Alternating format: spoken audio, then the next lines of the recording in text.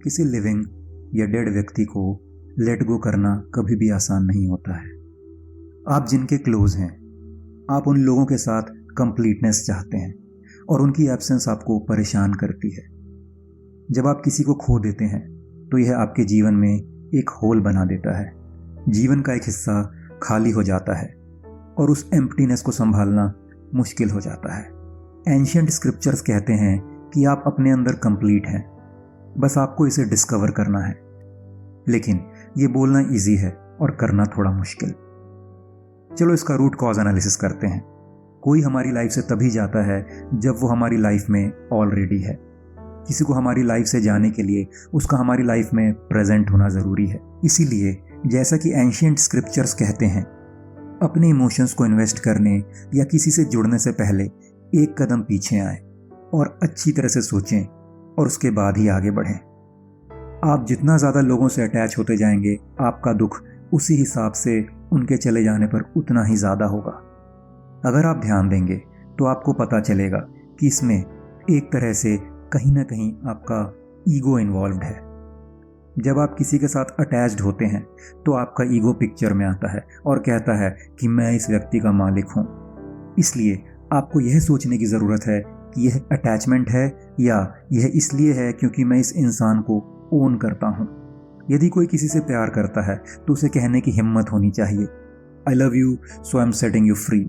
क्योंकि मैं तुम्हें पसंद करता हूँ इसलिए मैं तुम्हें आज़ाद छोड़ रहा हूँ। फिर भी यह बहुत आसान नहीं है, लेकिन एक कहावत है कि समय सबसे अच्छा हीलर है। इसीलिए ऐसी परिस्थितियों में आपको खुद को कुछ समय देना होगा। अब इस दुख से उभरने के लिए आपको कितना टाइम लगेगा ये पर्सन टू पर्सन डिपेंड करता है। मेरा विश्वास करो, किसी का लॉस कुछ लोगों के लिए बहुत विनाशकारी हो सकता है और severe depression, mood swings, irritation, denial और कभी कभी सुसाइडल भी हो सकता है। हीलिंग प्रोसेस कभी कभी असंभव लगती है और आपको बार बार पुरानी मेमोरीज खींचती रहती हैं। कोई भी सॉन्ग, लोकेशन, गिफ्ट, ऑब्जेक्ट्स आपको उनकी याद दिलाती रहती है। हालांकि प्रॉपर एफर्ट्स डालने के साथ कभी ना कभी यह संभव हो जाता है कि आप अपने लव्ड वंस के बिना खुश रह सकें। हालांकि यह बहुत मुश्किल है, लेकिन हम सैड जोन से बाहर आने के लिए डिफरेंट तरीकों को देखेंगे। एक तरीका यह हो सकता है कि आपके फैमिली मेम्बर्स, क्लोज फ्रेंड्स की मदद ले सकते हैं जो आपको अच्छी तरह से समझते हैं, या फिर थोड़े पैसे खर्च करके आप किसी साइकेट्रिस्ट की मदद ले सकते हैं और इसमें कुछ भी गलत नहीं है।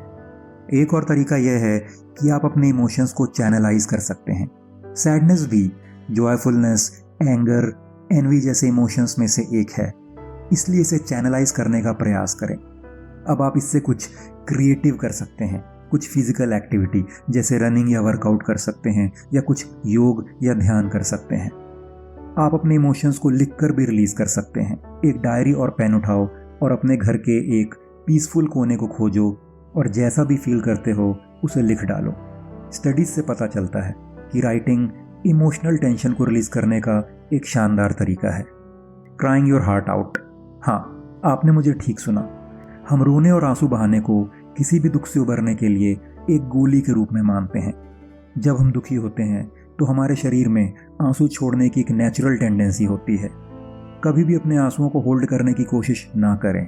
जितना संभव हो रोएं, ताकि आपके अंदर स्टोर्ड सारे स्ट्रेस और एनर्जीज रिलीज हो जाएं। सबसे अच्छा तरीका यह होगा कि आप अपने आप को एक बड़े कॉज के लिए समर्पित करें और एक ऐसी चीज़ में लगे रहने का प्रयास करें जो किसी हायर उद्देश्य को पूरा करती हो। जब आप कुछ ऐसा करते हैं जिससे समाज की सेवा होती है तो आप अपने दुख भूल जाते हैं। लास्ट बट नॉट लीस्ट, अपने आप को कुछ टाइम दे। जो भी दुर्घटना हुई, टाइम के साथ उसका असर कम हो जाता है और मुझ पर विश्वास करें कि एक समय आएगा जब आप पीछे मुड़कर देखेंगे और खुद पर हंसेंगे कि मुझे इस इंसिडेंट से कितना फ़र्क पड़ रहा था। हमेशा याद रखें कि आपका जीवन बहुत कीमती है और आपको खुद को ठीक करने के लिए कुछ समय चाहिए। इसका कोई क्विक फिक्स नहीं है। ज़रा सोचिए इसके बारे में।